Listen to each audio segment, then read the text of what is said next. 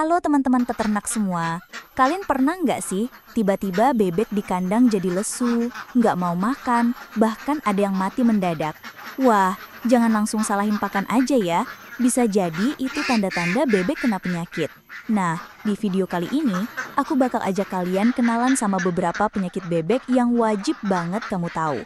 Supaya ternak kamu sehat dan panen tetap lancar. Yuk, simak sampai habis. Jadi gini guys, ternak bebek itu gampang-gampang susah. Salah sedikit aja, bebek bisa sakit dan bikin kerugian besar. Penyakit bebek itu kadang nggak kelihatan langsung. Gejalanya bisa muncul perlahan. Kalau kamu telat tanggap, bisa-bisa seluruh kandang kena imbasnya. Makanya penting banget kita tahu penyakit apa aja yang biasa menyerang, biar bisa cegah dan obatin dari awal. Pertama, ada penyakit yang namanya berak putih. Ini biasanya menyerang anakan bebek yang masih usia muda banget. Gejalanya bebek jadi lemes, susah berdiri, bulu-bulunya terlihat kusam dan kotor, terus kotorannya encer dan berwarna putih. Kalau kamu lihat tanda-tanda ini, itu artinya usus bebek lagi ada masalah. Biasanya karena infeksi bakteri atau virus. Penyakit ini bisa cepat menular ke bebek lain. Cara ngatasinnya, pisahkan dulu anakan yang sakit dari yang sehat, kasih vitamin dan antibiotik yang sesuai dosis. Jangan lupa juga jaga kebersihan kandang supaya gak makin parah. Nah, yang satu ini juga serem banget, namanya kolera. Kolera ini bisa bikin bebek mati mendadak tanpa banyak tanda-tanda dulu. Biasanya bebek yang kena kolera akan menunjukkan gejala demam, keluar lendir dari mulut, lehernya jadi kaku, dan kalau parah, mereka langsung mati. Penyakit ini disebabkan bakteri Pasteurella multocida dan biasanya menyebar dari air minum atau makanan yang kotor. Pencegahannya gampang-gampang susah. Kamu harus rajin bersihin kandang, pastikan air minum bersih, dan yang paling penting vaksinasi rutin. Dengan vaksin, resiko kolera bisa ditekan banget. Flu burung atau avian influenza. Flu burung ini penyakit yang harus kita waspadai bareng-bareng ya teman-teman. Soalnya dia bisa menyebar sangat cepat dan berbahaya banget buat seluruh ternak di satu daerah. Gejalanya mirip kolera, bebek mendadak lesu, susah bernapas, keluar cairan dari hidung dan mata. Kalau sudah kena flu burung, harus langsung lapor ke dinas peternakan supaya dapat penanganan cepat. Biasanya seluruh kandang akan dikarantina dan dilakukan pemusnahan supaya virusnya gak menyebar. Jadi, jangan sepelekan penyakit ini. Nomor 4. Aspergillosis atau penyakit jamur paru-paru. Penyakit yang satu ini sering gak disadari karena penyebabnya jamur namanya aspergillosis.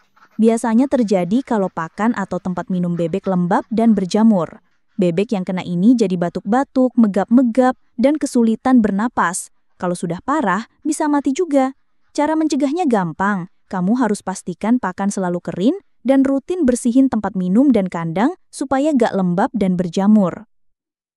Terakhir, ada cacingan.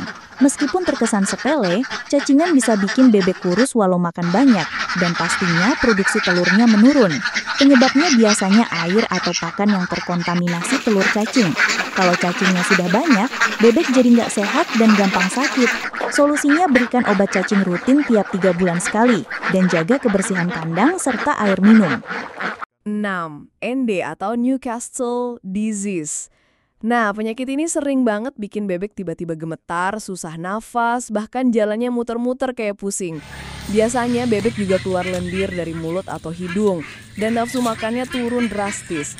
Ini penyakit virus dan bisa nular cepet banget. Biasanya muncul karena stres, pergantian cuaca, atau kontak dengan unggas lain yang terinfeksi. Pencegahannya sama kayak kolera dan flu burung, vaksinasi dan biosecurity ketat. Jangan lupa ya, kalau lihat gejala ini segera pisahkan bebek sakit dan semprot kandang pakai disinfektan.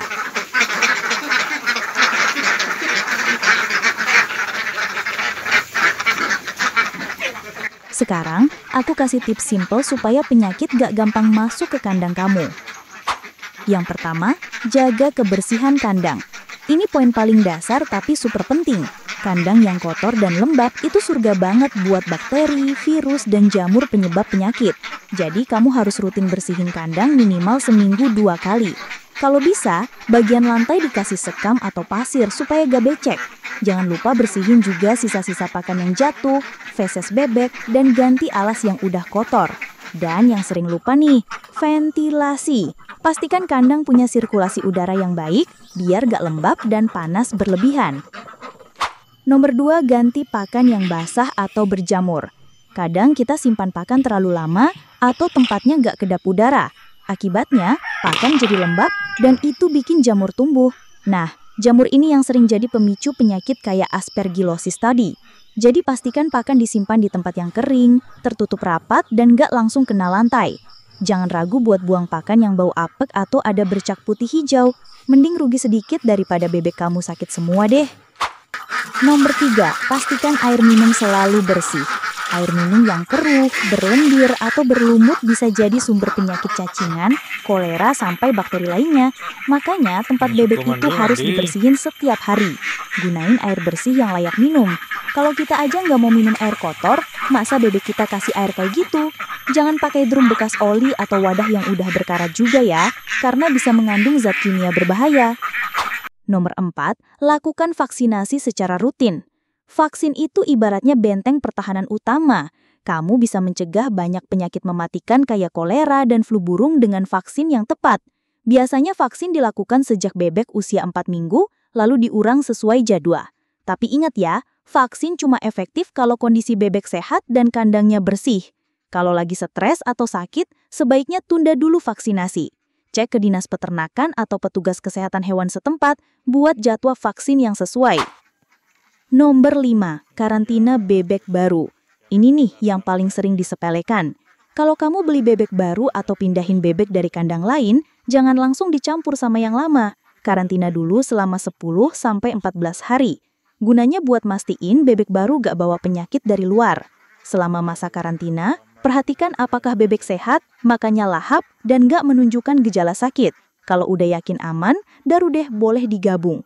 Jadi kandang kamu tetap steril dan aman dari penularan penyakit. Nah, 5 hal tadi tuh kelihatannya sederhana, tapi efeknya luar biasa buat mencegah penyakit menyebar di kandang. Kuncinya konsisten ya. Jangan cuma rajin bersih-bersih kalau udah ada bebek sakit. Lebih baik rawat sejak awal daripada panik di akhir. Gimana teman-teman? Udah pada paham kan sekarang penyakit apa aja yang harus diwaspadai di ternak bebek? Ingat ya, mencegah itu lebih baik daripada mengobati. Jadi jangan sampai terlambat. Kalau kamu suka video ini, jangan lupa klik tombol like, share ke teman-teman peternak lainnya, dan subscribe supaya kamu nggak ketinggalan info-info penting seputar ternak bebek lainnya. Kalau ada pertanyaan atau pengalaman kamu soal penyakit bebek, tulis di kolom komentar ya. Aku bakal jawab. Sampai jumpa di video berikutnya. Dan salam sehat selalu buat bebek ternak kamu.